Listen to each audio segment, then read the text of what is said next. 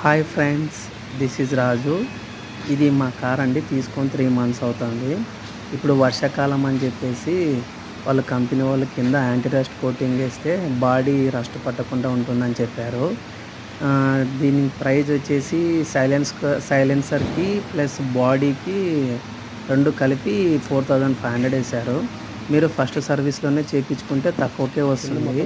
దాంట్లో తర్వాత car wash ఉండదు. ఇంకా మనం సపరేట్గా వెళ్తే కార్ వాష్ అని చెప్పి మళ్ళీ ఎక్స్ట్రా బిల్ వేస్తారు. కాబట్టి మీరు ఫ్రీ ఫస్ట్ సర్వీసింగ్లో వెళ్ళినప్పుడే చేసుకుంటే మంచిది. దీని కాస్ట్ కొద్దిగా తగ్గుతుంది.